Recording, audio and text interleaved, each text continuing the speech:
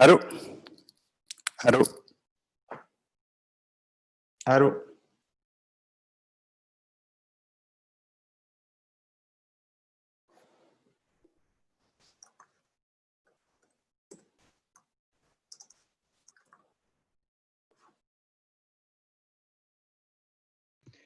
Oui, bonjour. Bonjour? On commencera dans 10 minutes, le temps que Ouais? d'autres nous rejoignent. Ok, ça marche. Merci, à tout à l'heure.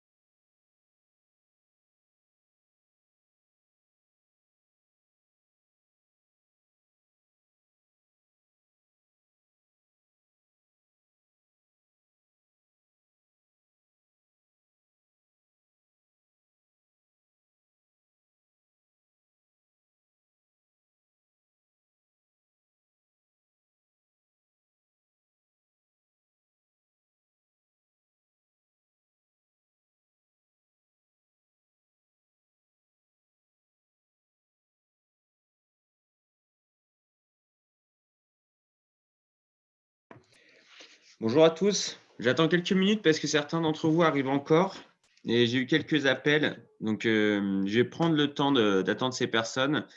Dans tous les cas, nous finirons avant midi puisque nous n'aurons pas besoin d'une heure pour parcourir la présentation et répondre à vos questions.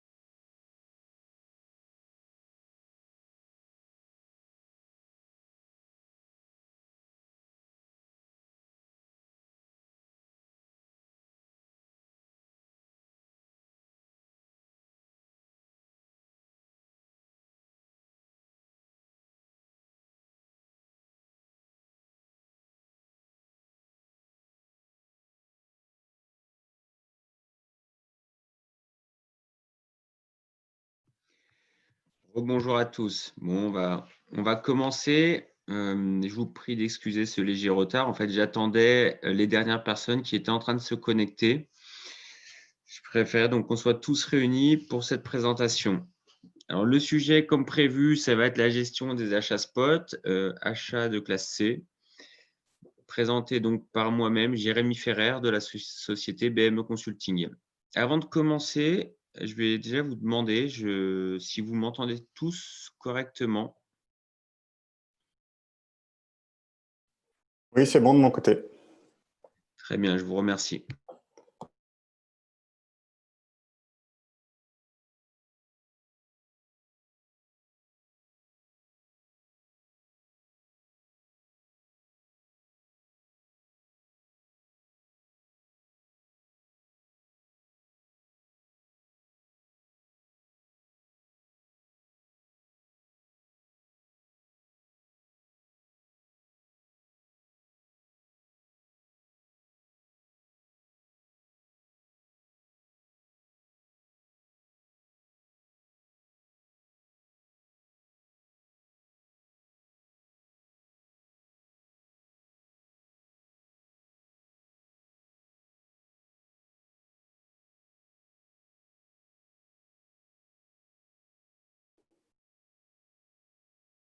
Allô, on n'entend plus rien.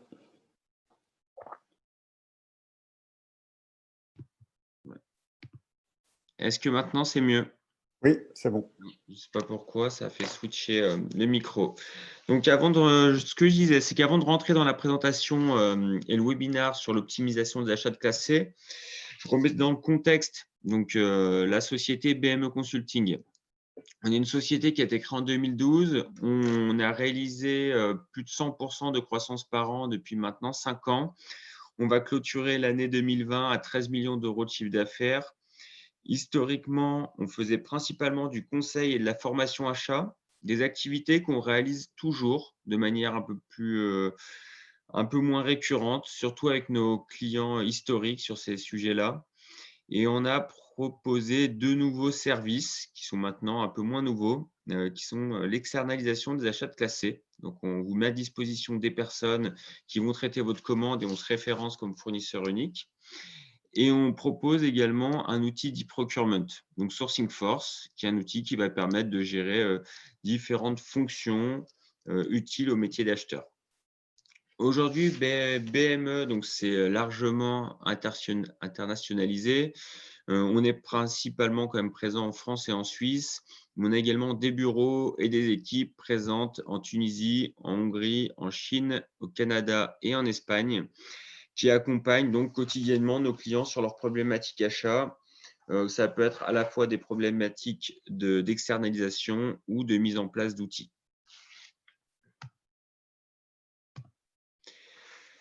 La solution Sourcing Force, après on rentrera dans le vif du sujet, c'est une solution source to pay qui va couvrir donc différents besoins du métier d'acheteur, avec toujours comme vocation d'aider l'acheteur à optimiser sa stratégie achat et surtout à l'aider à gagner du temps en se libérant des tâches à faible valeur ajoutée.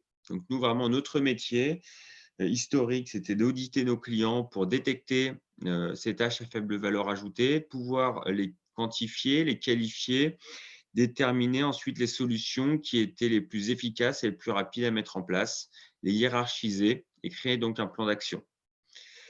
Parmi donc ces différents sujets, on y reviendra, on avait différentes solutions qui se proposaient. Donc, on reviendra sur ces solutions et on a décidé de proposer à travers les services de BME, donc 2 de ces solutions pour la gestion des achats.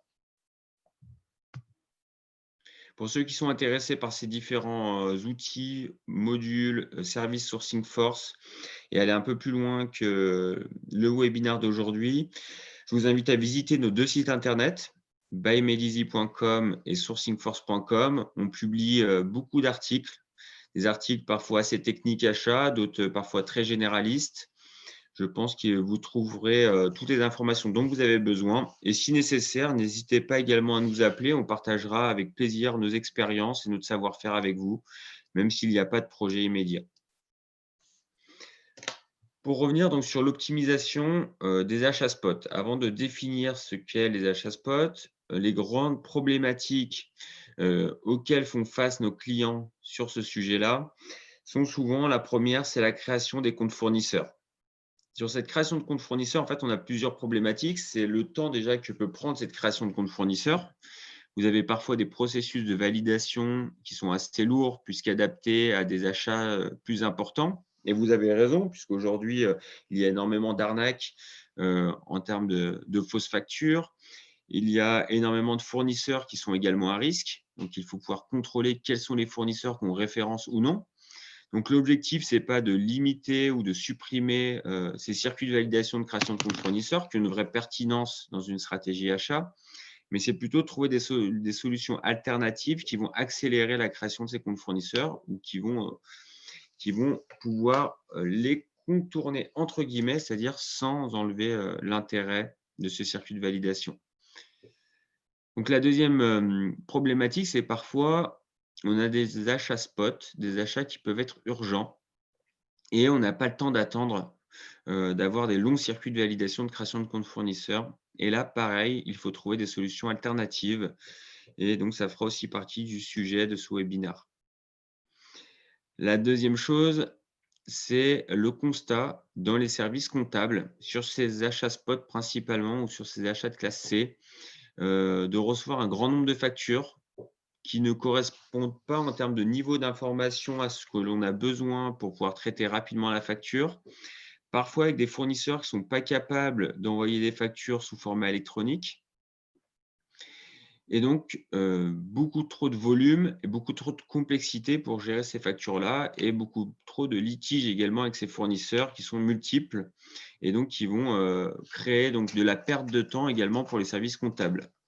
Et d'ailleurs, le premier prescripteur, donc forcément après le directeur achat, pour aller chercher des pistes d'optimisation, c'est souvent le DAF des entreprises qui est, assez au courant de ces problématiques-là et qui peut être un des alliés principaux pour l'acheteur lorsqu'il veut aller mettre en place des solutions un peu innovantes sur cette, gestion des achats de classe C. Ensuite, la problématique sur ces achats, spot, c'est souvent la diversité des moyens de paiement et des devises. Vous avez des problématiques pour payer, des achats carte bleue principalement. Ça peut être, aujourd'hui des abonnements internet, ça peut être du logiciel, du magazine, toutes sortes d'abonnements. Ça peut être également des paiements via PayPal ou des fournisseurs dans certains pays qui demandent, ça arrive encore, on en a encore eu pour certains de nos clients, des paiements en cash et ça peut être très problématique pour vos organisations. Et donc, là-dessus aussi, il y a des solutions qui peuvent être mises en place et on y reviendra ultérieurement, dans le cadre de ce webinaire.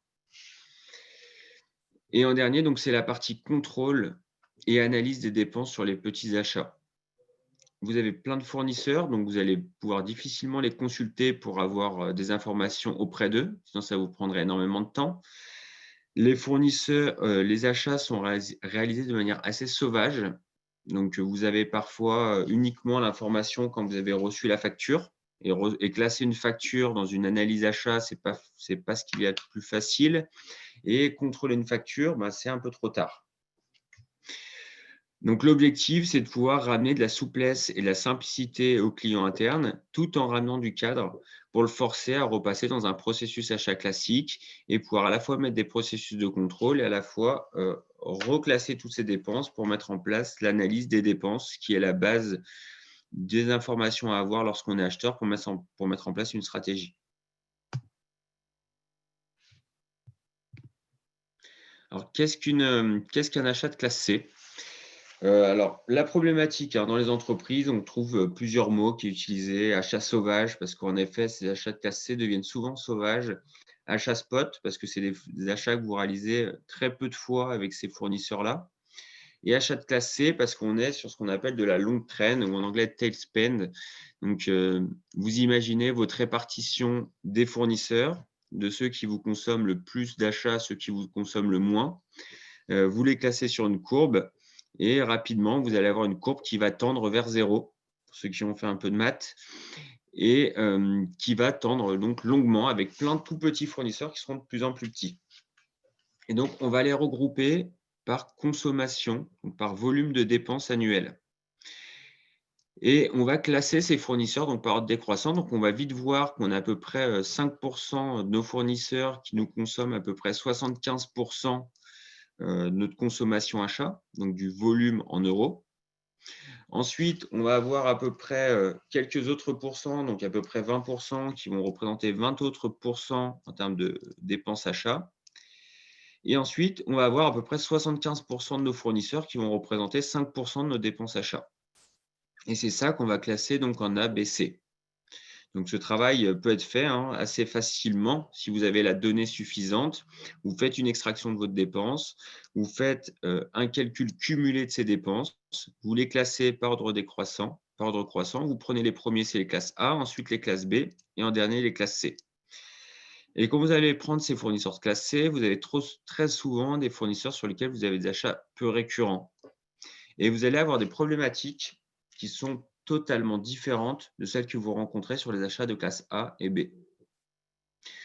Pourquoi? Parce que sur les achats de classe A, vous allez clairement avoir des effets de mutualisation de volume.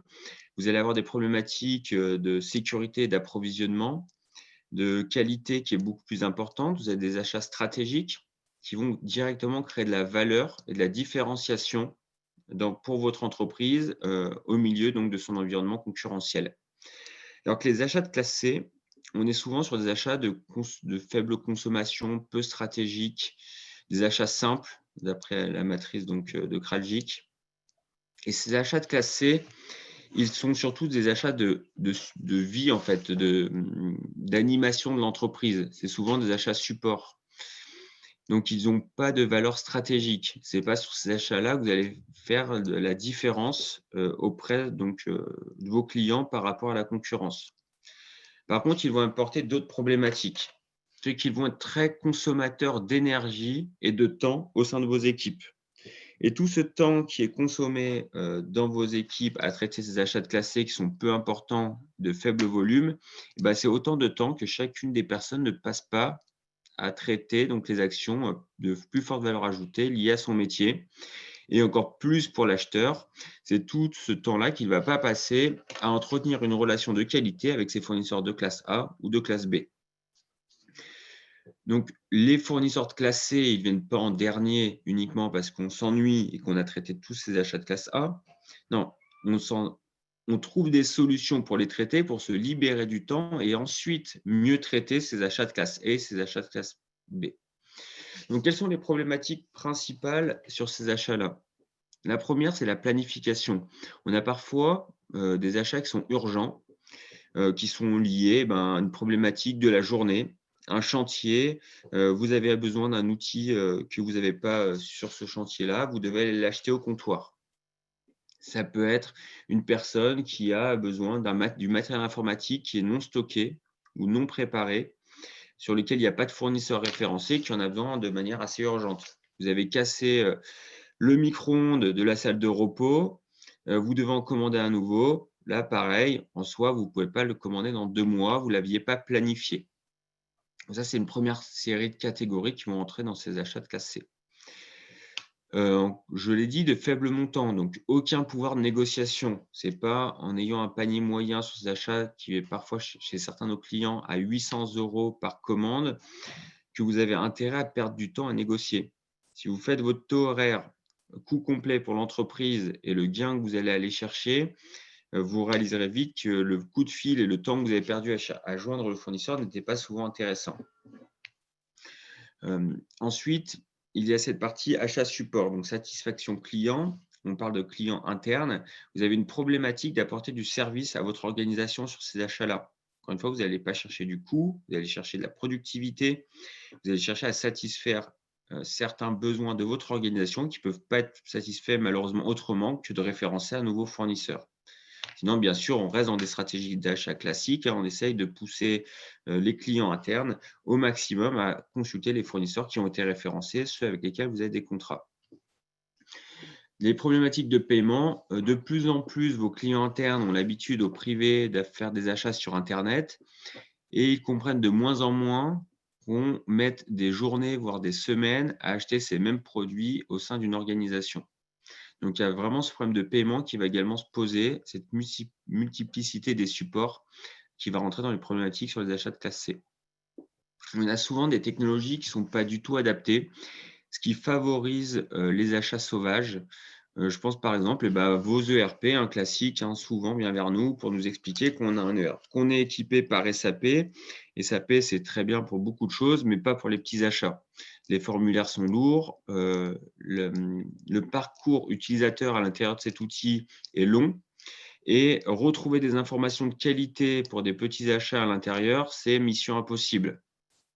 Donc, on est parfois très mal équipé, même dans les plus grandes entreprises, pour simplifier à la fois l'analyse et le suivi de ces commandes de classe C. Et on obtient donc automatiquement, vu qu'on n'a pas les outils adaptés et qu'on a des achats sauvages, on a un manque de contrôle qui va entraîner donc un manque d'analyse et on va avoir donc un cercle vicieux puisqu'on va avoir du mal à se sortir de cet environnement d'achat avec toute cette problématique d'achat de classe C puisqu'on a du mal à mettre d'abord un coût, un volume et une décomposition de commandes sur cette typologie d'achat, ce qui nous refroidit ensuite dans la partie mise en place de solutions adaptées.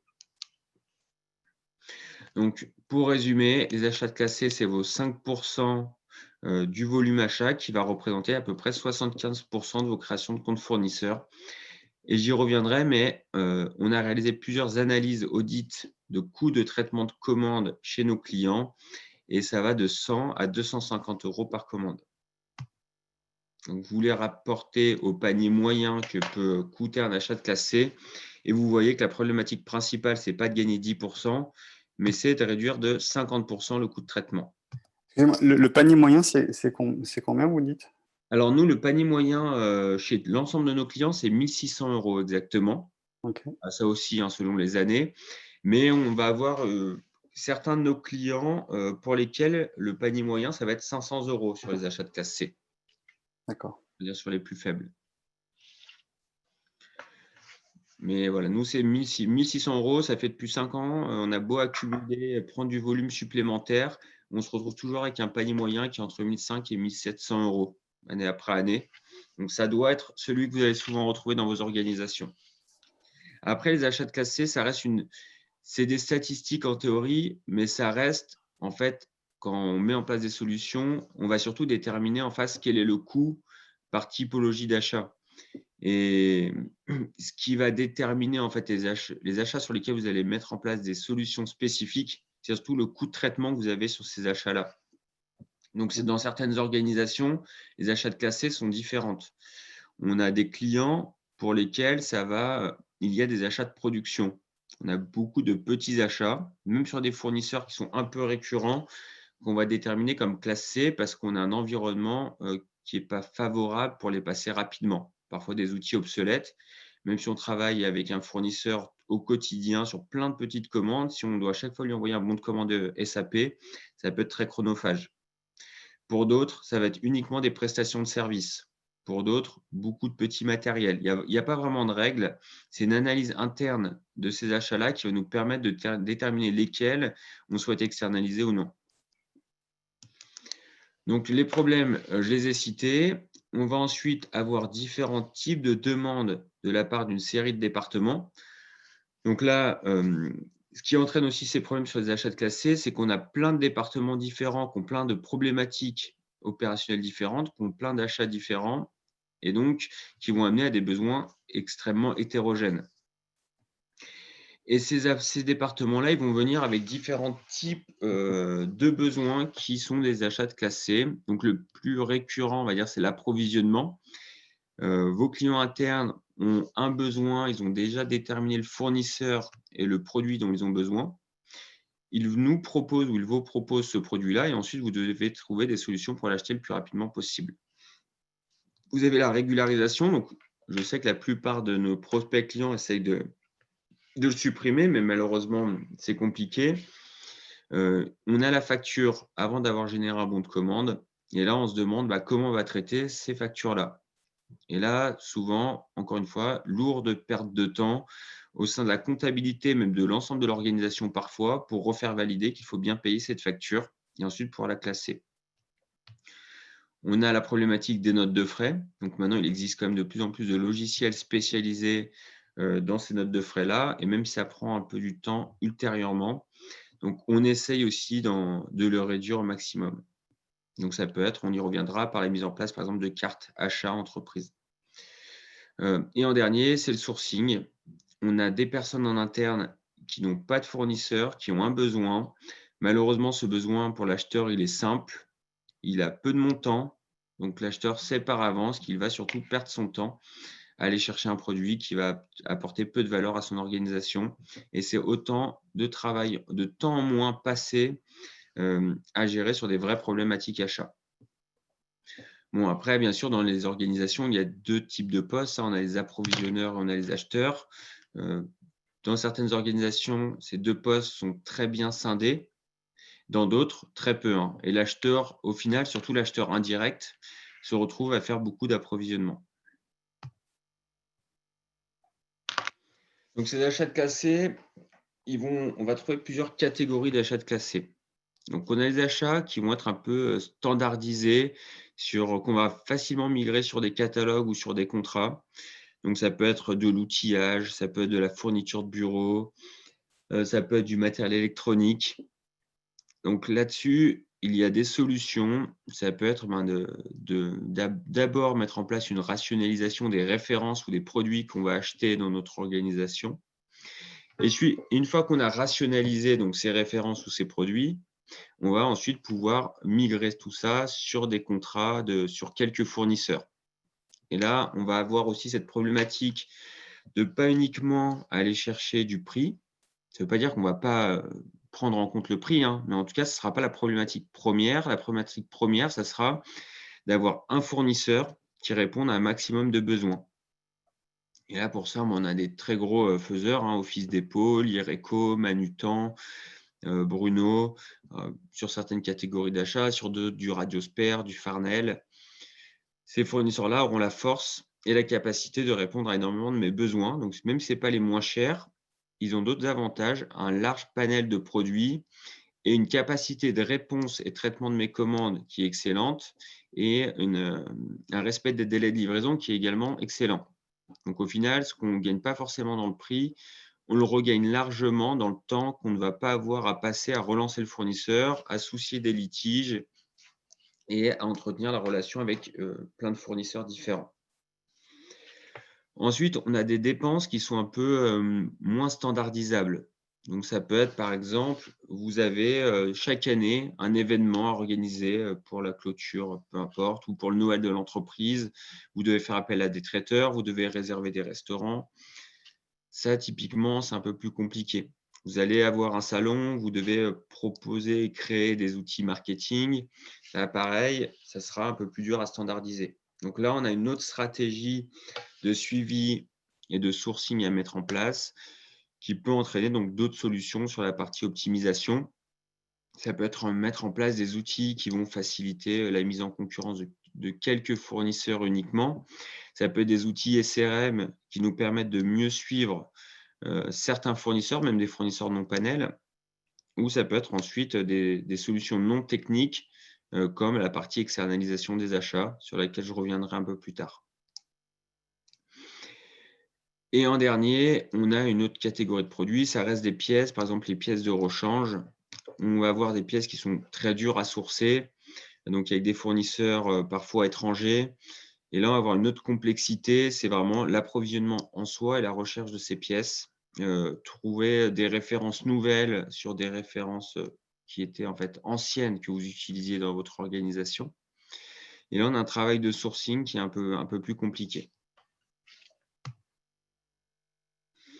Donc, pour la partie coût complet de traitement, donc on appelle ça aussi le TCO. Donc, le TCO, c'est prendre l'ensemble des coûts liés à l'achat d'un produit. Ça va du référencement du fournisseur, à la qualification technique du produit, au coût de transport, etc. Et dans ce TCO, donc, il y a toute cette partie gestion de la commande.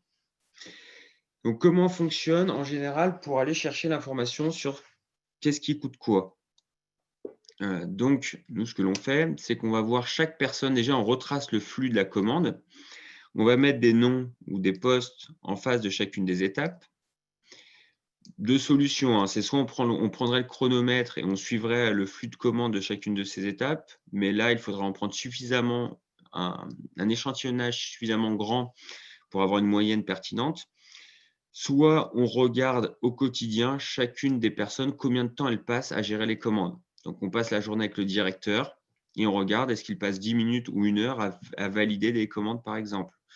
Pareil sur la partie responsable, est-ce que l'acheteur passe une demi-heure ou 1 heure par jour pour référencer des fournisseurs? Est-ce que la compta gère des litiges, etc. Bon, tout ça, on le met de bout à bout et on va voir que chacune des personnes passe X temps sur son temps de travail à traiter ces demandes d'achat-là. Et ensuite, donc on divise par le volume de commandes qui passe au sein de l'organisation. Et là, on va pouvoir déterminer chaque personne combien de temps elle passe et combien de temps donc est utilisé pour traiter une commande. On multiplie ensuite tout ça par le coût complet donc, de chacune des personnes à leur poste et on obtient un coût de traitement.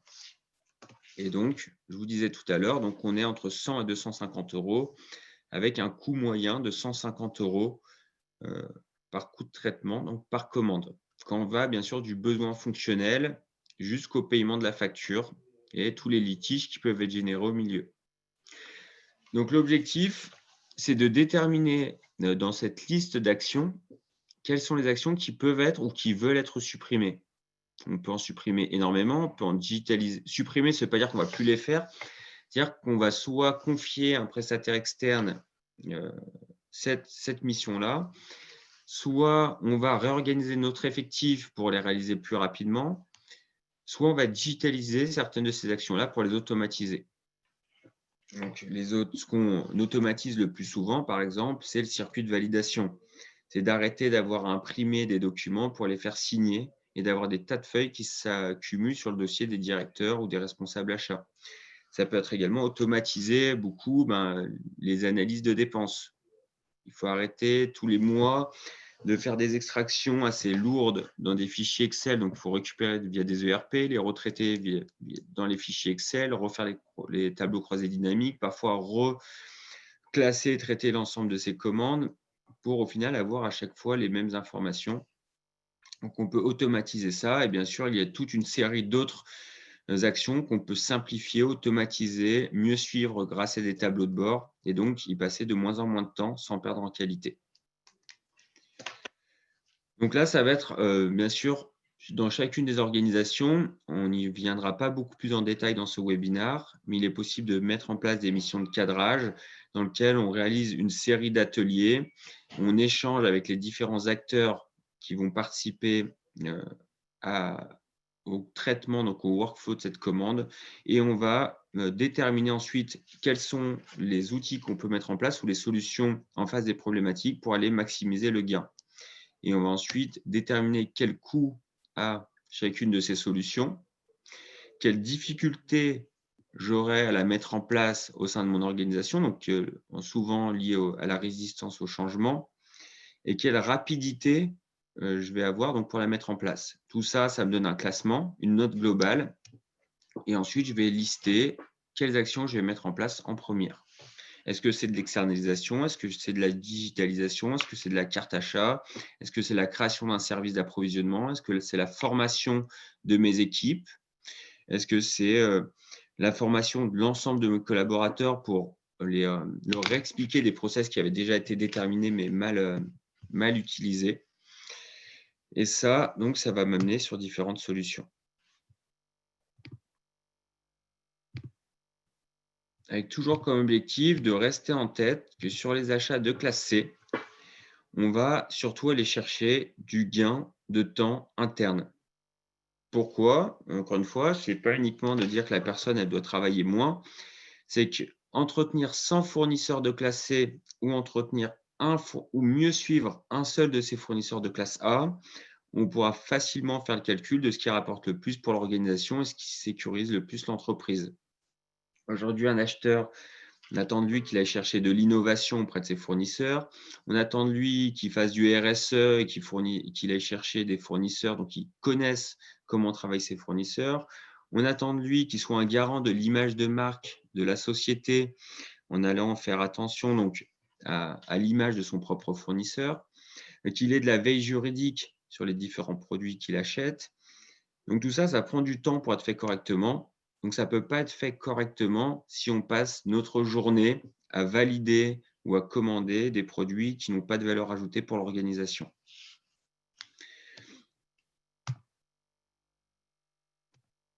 Donc, ce que nous, on propose en général à nos clients, déjà, c'est trouver des méthodes qui vont permettre de centraliser toutes ces informations dans un outil qui va garder l'information, qui va l'horodater, garder les échanges, garder les documents, qui va ensuite permettre de rendre plus facile l'analyse de ces données et la mise en place d'améliorations supplémentaires. Les améliorations, les solutions standards qui sont mises en place, c'est l'externalisation des achats, la mise en place de cartes achats, donc de cartes de paiement, la mise en place de e-catalogue, que ce soit dans un système e-procurement ou parfois directement avec les fournisseurs, l'outil e-procurement, et ensuite essayer au maximum d'interfacer ces outils avec l'ERP qui est déjà mis en place pour éviter les doubles saisies.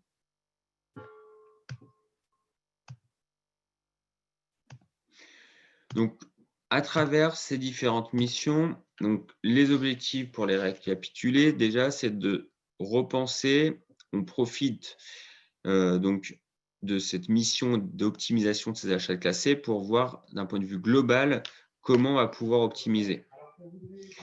Donc, la première façon, donc, c'est la mise en place d'outils technologiques innovants. Donc, on en profite pour réavoir une vision assez globale sur le processus achat, de l'émission du besoin jusqu'au paiement de la facture.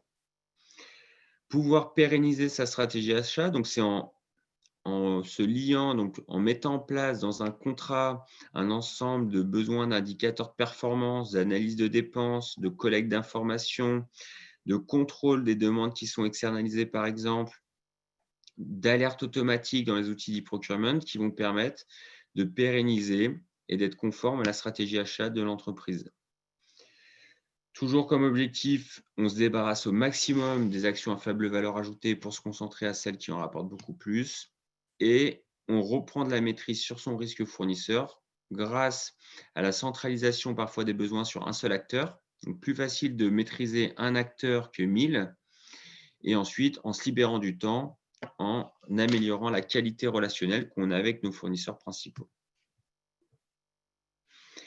La première solution, la mise en place, donc parmi celles que je vous ai proposées, la première que je vais aborder, c'est la mise en place de e-catalogues. On a plusieurs e-catalogues qui sont existants et qui peuvent donc être proposés. Donc déjà, on va pouvoir mettre en place une place de marché B2B. Donc c'est un grand catalogue interne. C'est comme si vous aviez Amazon, mais pour votre entreprise et qui va référencer les articles, produits, même services de tous vos fournisseurs qui sont capables de vous le proposer. Et pour ça, on va mettre en place, on va cumuler des catalogues dits hébergés et des catalogues punch-out. Donc, un catalogue hébergé, en fait, on récupère via un fichier Excel l'ensemble du catalogue de votre fournisseur et on le recrée dans la plateforme. Le catalogue punch-out, c'est une passerelle entre le catalogue du fournisseur, donc sa plateforme e-commerce, et votre outil à vous, qui va vous permettre d'aller consulter ce catalogue-là, avoir vos articles négociés et pouvoir limiter les références qui sont accessibles et de confier entièrement à votre fournisseur la charge d'entretien du catalogue et de vous assurer que les prix que vous avez sont toujours les bons et que les références sont toujours bonnes et d'éviter d'avoir de la double saisie. Donc les bénéfices sont assez évidents. Pas de double saisie, un catalogue géré par le fournisseur, donc des données qui sont fiables et actualisées. On évite les erreurs qui vont faire perdre du temps à la fois sur la bon de commande, mais potentiellement même sur la facture, parce qu'on va pouvoir même rapatrier en automatique, par exemple, les frais de livraison. Donc, on arrête d'avoir au moment de la facture des frais de livraison qui n'ont pas été anticipés par le demandeur. On réduit énormément les coûts de traitement de commande, puisqu'on arrête d'ouvrir un gros bottin qui sert de catalogue pour aller chercher la référence EX 1818 qu'on va noter ensuite sur un bout de papier pour aller recopier dans notre ERP, imprimer le bon de commande, envoyer le bon de commande par la poste une fois qu'on l'aura fait signer à toute notre organisation. Là, tout le flux est complètement dématérialisé. Donc, on va gagner là facilement des heures cumulées par poste. Par contre, les contraintes, c'est que tous les fournisseurs, malheureusement, ne sont pas capables de proposer des plateformes e-commerce performantes ou même parfois de mettre à disposition des catalogues, même Excel, avec des prix qui sont fixés à l'avance. On a une phase projet qui peut être un peu plus compliquée, un peu plus longue. Mais là, pareil, il faut mettre en face les gains et les coûts. Et quand on les met face à face, on réalise que cet effort projet a un ROI qui est excellent et qui est facile à défendre auprès de sa direction achat ou direction financière ou direction tout court. Et on a une contrainte d'accompagnement au changement parce qu'on passe parfois, on a un changement radical pour certaines organisations. Les personnes qui ont l'habitude de consulter leur gros catalogue, il faut qu'elles s'habituent à aller chercher sur Internet. Ce n'est pas vraiment Internet, c'est tout interfacé dans la solution Sourcing Force, mais qui est une solution SaaS, donc dans leur ordinateur, les produits qui les intéressent. Donc, au lieu d'aller chercher la page 118, ils tapent dans un moteur de recherche l'article ou le besoin dont ils ont besoin pour le projet.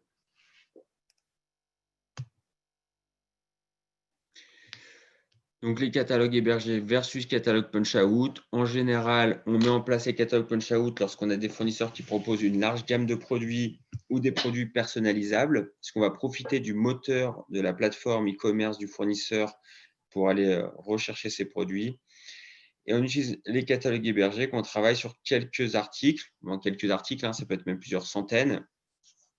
On a quand même des catalogues qui nécessitent peu de maintenance et pour lesquels on veut plutôt favoriser la comparaison de produits, puisque la force du catalogue hébergé, c'est qu'on va pouvoir comparer les produits un à un.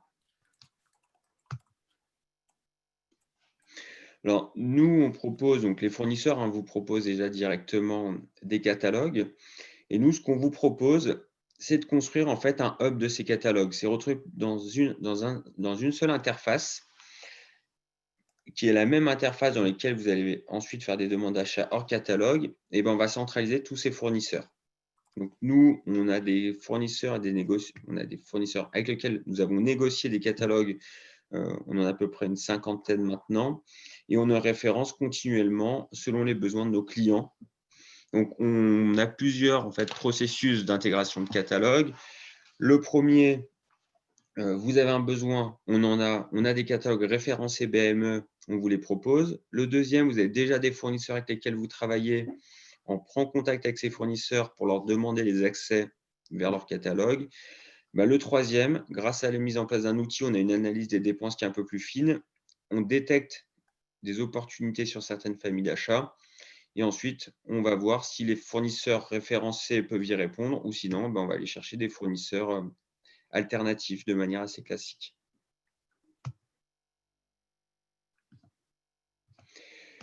Ensuite, une des solutions que nous, on met en place, c'est les outils d'e-procurement. Donc, ils vont venir compléter ou intégrer la partie gestion de catalogue.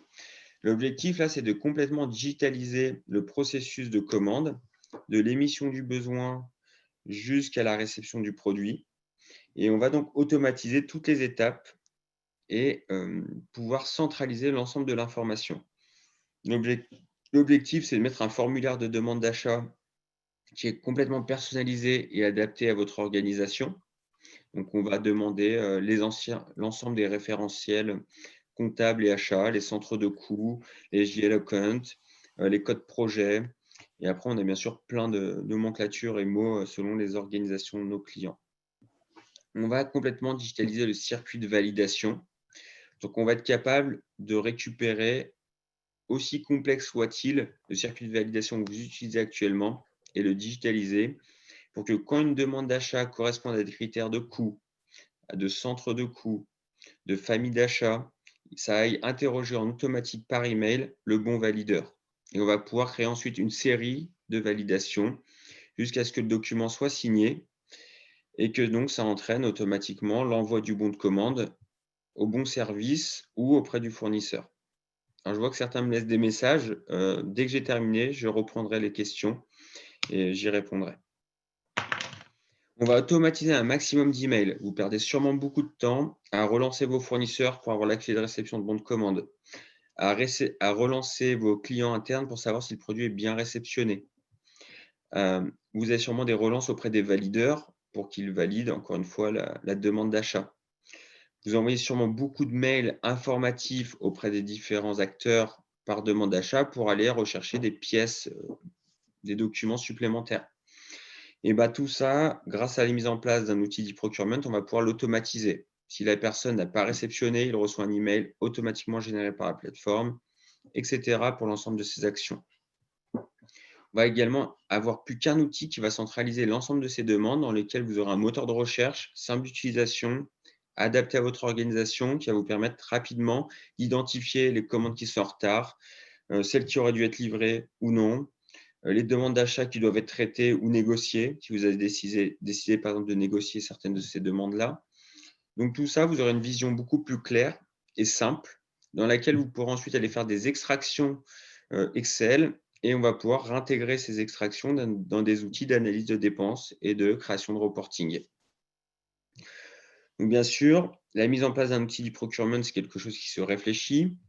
L'avantage, c'est que les éditeurs comme BME Consulting pour Sourcing First peut vous aider dans l'analyse, donc dans le cadrage de vos processus et donc d'identifier les problématiques qu'il peut avoir et vous accompagner à la fois sur la mise en place, mais également accompagner dans le changement vos utilisateurs.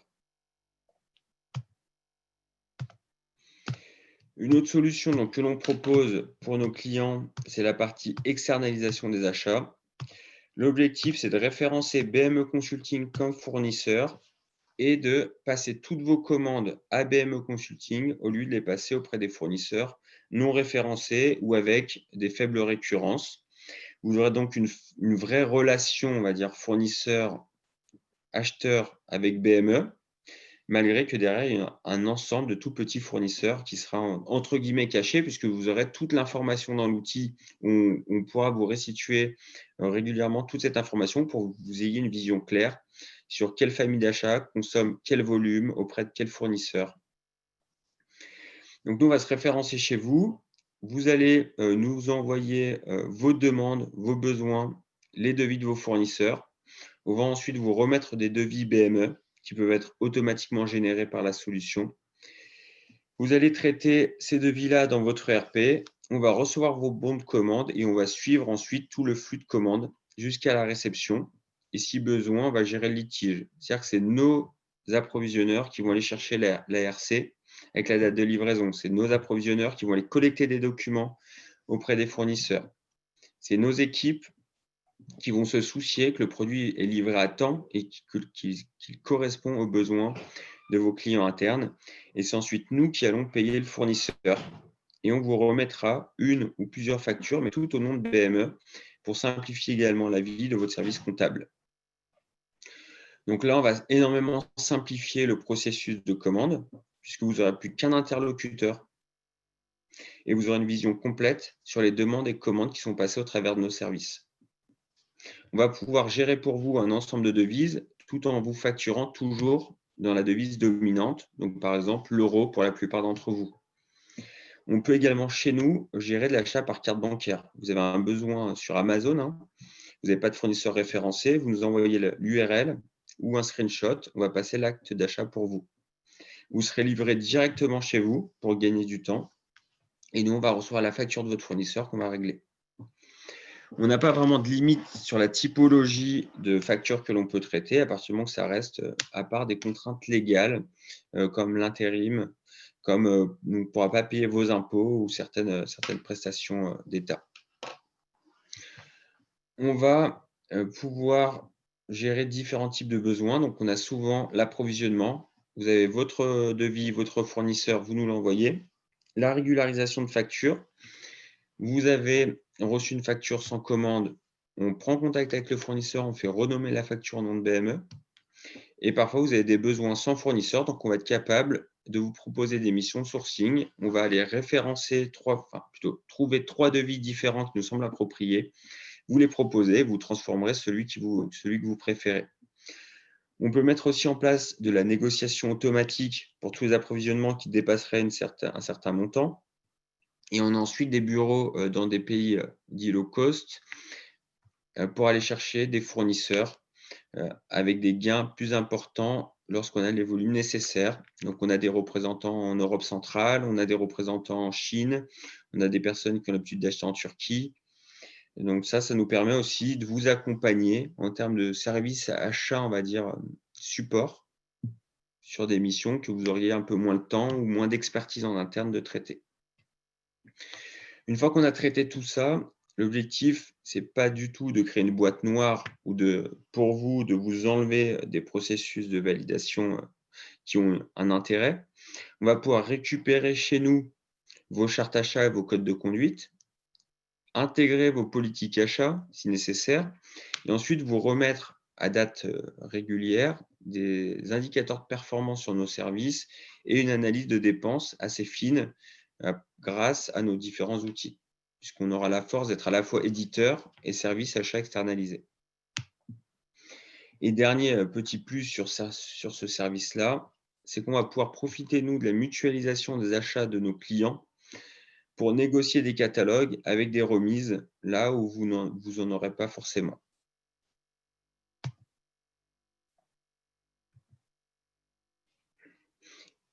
Donc, l'objectif, de devenir le fournisseur unique et le guichet unique pour l'ensemble de vos commandes sur des achats de faible valeur avec peu de récurrence et pour lesquels vous ne souhaitez pas créer un compte fournisseur. La partie KPI, indicateur de performance, quelque chose que l'on définit ensemble. Et nous, ensuite, on s'engage sur le résultat qu'on va pouvoir vous procurer. C'est-à-dire qu'à partir du moment qu'on a reçu votre bon de commande, on l'envoie dans l'heure au fournisseur. Si on a des besoins sur le sourcing, on revient vers vous dans la journée. On se accorde quand même 4 jours sur la partie sourcing et on peut vous alerter. Ça arrive malheureusement, parfois, on n'est pas capable de répondre à 100% des émissions de besoins qui nous sont demandées. On va récupérer l'accusé de réception du bon de commande sous 48 heures avec une date de livraison qu'on va vous transmettre, ce qui va nous permettre également chez nous de l'inscrire dans notre outil et de suivre correctement cette livraison et d'anticiper tout retard. Si besoin, on gère les litiges et on vous met à disposition des accès sur nos outils pour que vous puissiez voir l'ensemble du processus de commande et consulter quand vous le voulez l'ensemble des informations relatives à cette demande. On peut également mettre en place de la facturation électronique. Donc, vous avez peut-être des milliers de fournisseurs qui ont des processus de facturation différents. Nous, on peut mettre en place, si nécessaire, de l'EDI pour connecter automatiquement nos outils aux vôtres et faciliter le traitement donc, de la comptabilité. On récupère chez nous l'obligation de vigilance légale pour tous vos sous-traitants avec lesquels vous réalisez plus de 5 000 € de chiffre d'affaires annuel. Donc voilà pour cette présentation sur la partie donc, gestion et optimisation des achats de classe C, achats spot. Si maintenant certains d'entre vous ont des questions, je vous invite à me les poser. J'ai une personne qui me demandait quelle tâche considérait comme vous à faible VA. Le faible VA, en fait, c'est vous comparer le temps que vous avez et là où il peut être le mieux utilisé. C'est surtout ça, faible valeur ajoutée. Et on va essayer à chaque fois de ne pas passer du temps sur quelque chose qui rapporte moins que ce qu'il en coûte.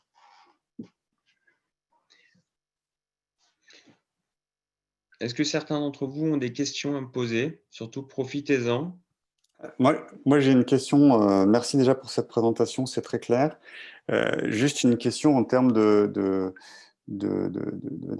ressources. Aujourd'hui, les deux propositions donc, que vous pouvez mettre en place, d'une part, elles sont financées comment et à quel tarif? Alors, en effet, c'est deux propositions très différentes qui peuvent parfois se cumuler. On a beaucoup de nos clients qui utilisent notre service d'externalisation à travers la solution d'e-procurement. Donc, on a deux business models différents.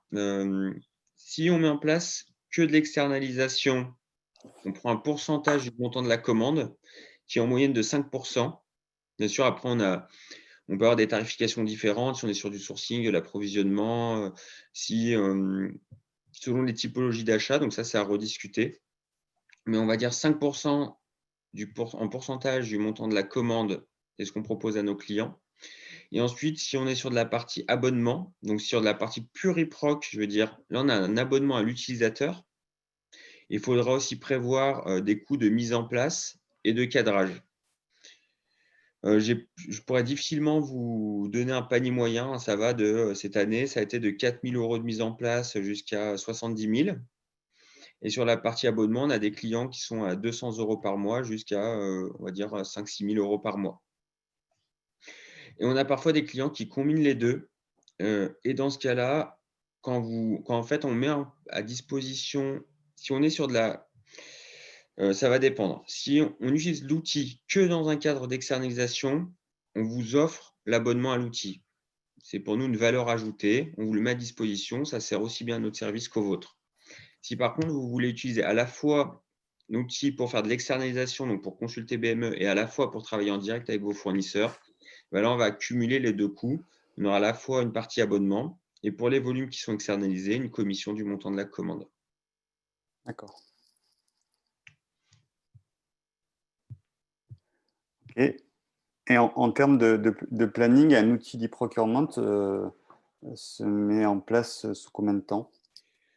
Alors, ça dépend encore beaucoup de l'environnement. Déjà, En la moyenne, question à se poser, c'est est-ce qu'il y aura de l'interfaçage ou pas? En général, il faut compter 1 à 2 mois de ce qu'on appelle de cadrage. C'est toute la partie qui va nous permettre de rétablir correctement le processus de commande, d'identifier tous les référentiels et tous les acteurs et de pouvoir vous proposer un cahier des charges précis. Donc ça, c'est soit on vous aide, soit vous l'avez déjà fait, vous avez un cahier des charges suffisamment précis qu'on va pouvoir suivre dans la mise en place. Donc là, vous comptez 1 à 2 mois. Ensuite, il y a la mise en place de l'outil. En général, 1 mois nous suffit pour configurer l'ensemble des processus de commande, déterminer les rôles, créer les utilisateurs et intégrer les référentiels. Si on a de l'interfaçage à mettre en plus en place, là, il faut compter 2 mois supplémentaires. Ça va être issu de la mission de cadrage. On va déterminer les éléments techniques. Quand je dis 2 mois, parfois c'est 1 mois, parfois c'est 3 mois. Ça dépend aussi de la complexité que vous avez au niveau de vos SI. Et après, derrière, on a à peu près 2 semaines qui va être plutôt de la partie lancement. Et donc, c'est une formation, c'est de l'accompagnement sur la prise en main, sur le lancement de la solution. Donc, en fait, si on cumule le tout, ça peut aller de 3 mois à 6 mois pour la mise en place d'un outil d'e-procurement. Et là, on est vraiment du début, on commence à comprendre vos besoins jusqu'au go live, donc mise en prod de la plateforme. Après, on travaille parfois avec nos clients aussi sur des POC ou versions pilotes, surtout sur la partie externalisation. C'est-à-dire qu'on propose le service sur un site qui va nous permettre de rester un peu en mode agile et de faire évoluer les process jusqu'à ce qu'on arrive sur un processus stable. Et là, à ce moment-là, on déploie sur les autres services. L'externalisation, lui, à contrario, s'il n'y a pas du tout d'outils, ça peut quasiment se faire du jour au lendemain. À partir du moment qu'on est référencé chez vous en tant que fournisseur, on peut travailler ensemble sur la partie. On a des processus types qui existent. Donc, même s'il n'y a pas une grosse réflexion sur ni le volume, ni la manière dont on veut travailler, on a déjà eu un client qui nous a appelé. Le lendemain, il nous passait des commandes.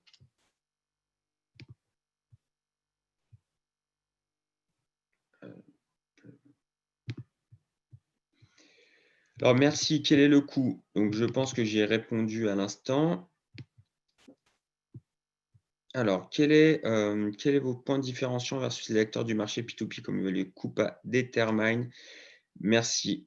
Alors, Evalua et Coupa, déjà pour eux, ne répondront pas aux mêmes entreprises pour une question de taille. On n'a pas les mêmes budgets projets, les mêmes effectifs projets. Voilà. Nous, on s'adresse plutôt sur cette partie P2P à des ETI ou à des filiales assez autonomes de groupes, quand Evalua et Coupa vont s'intéresser plutôt à des gros acteurs et donc avec des temps de déploiement, des complexités qui n'ont rien à voir. Notre solution, elle est beaucoup plus flexible, elle est plus simple, elle a peut-être un peu moins de fonctionnalités. Par contre, sur les fonctionnalités qu'on a, on a un pouvoir de configurabilité qui est très fort.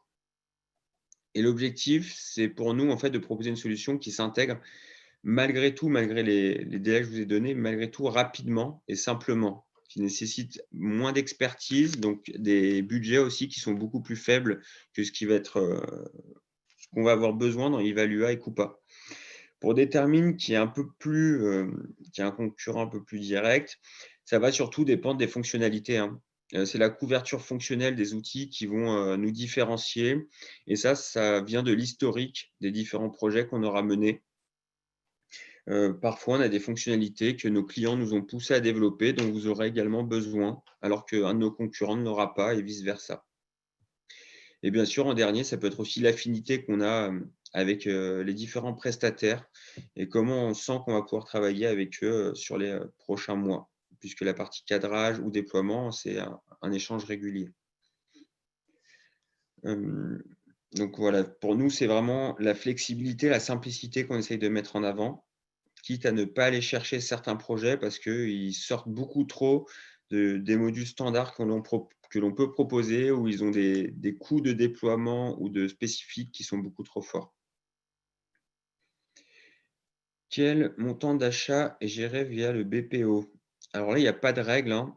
On a des clients qui vont nous externaliser plusieurs millions d'euros et les plus petits, quelques centaines de milliers d'euros. On est sur un panier moyen de 800 000 € par client.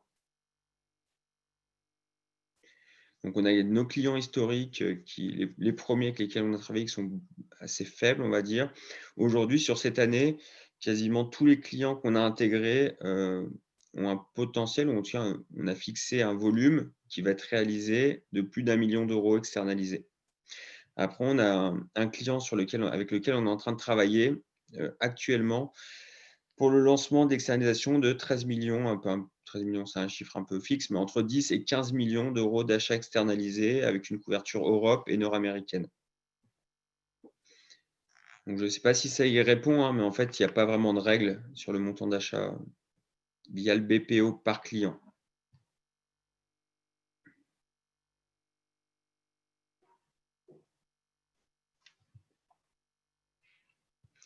Est-ce que vous avez d'autres questions? Bon, bah, si de votre côté, c'est clair.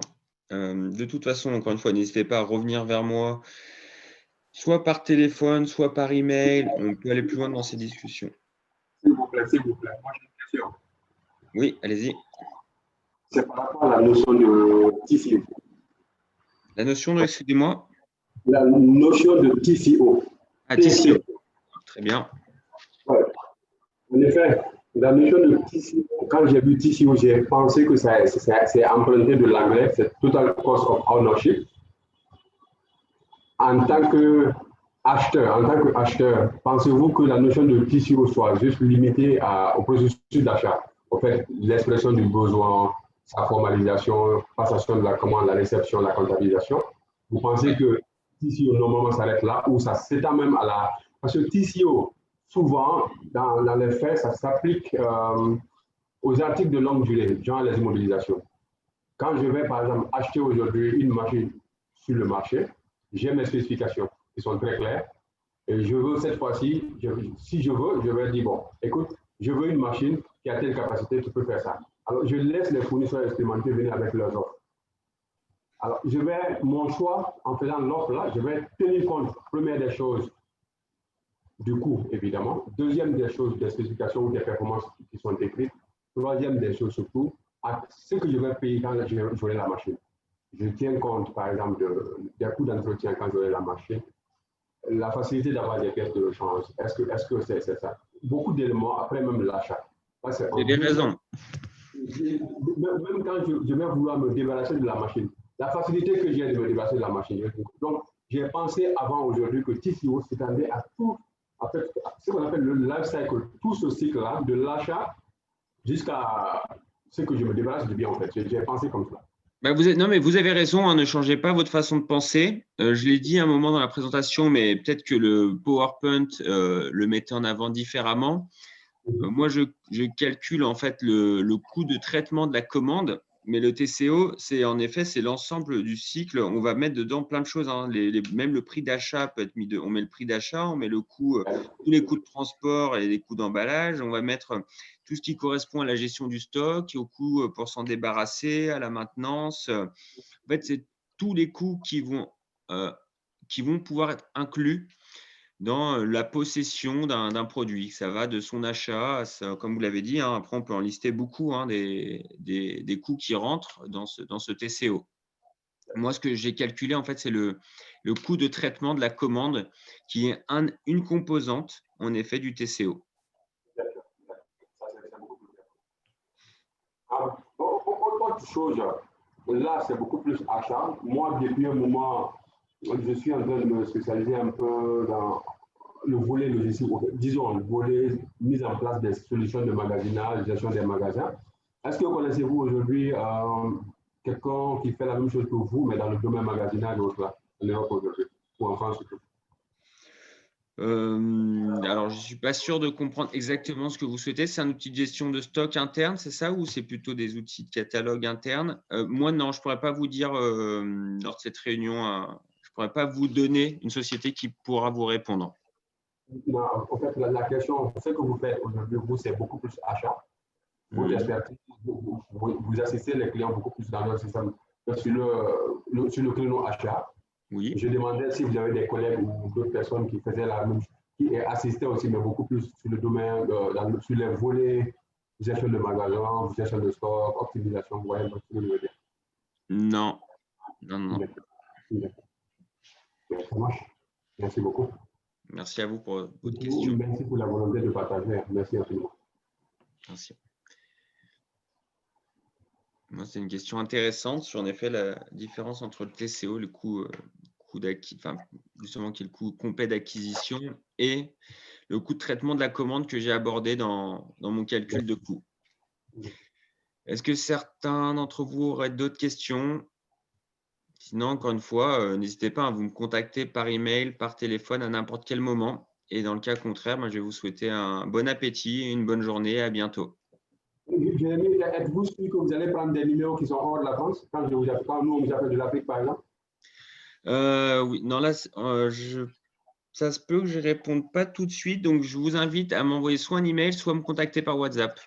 D'accord, ça marche. On va te faire des emails là. N'hésitez pas, vous avez mon adresse email. WhatsApp, vous aurez un peu plus de mal que vous allez avoir le poste français 04. Dans tous les cas, on répondra. Par contre, vous n'allez pas tomber, si vous appelez sur le numéro, malheureusement, vous n'allez pas tomber sur moi, mais sur le standard qui vous donnera mon numéro de portable et ensuite vous me recontactez via WhatsApp. Ça marche. Merci beaucoup. Merci pour la volonté de partager. Merci. Encore une fois, merci à tous. Bonne journée. Merci, bonne journée.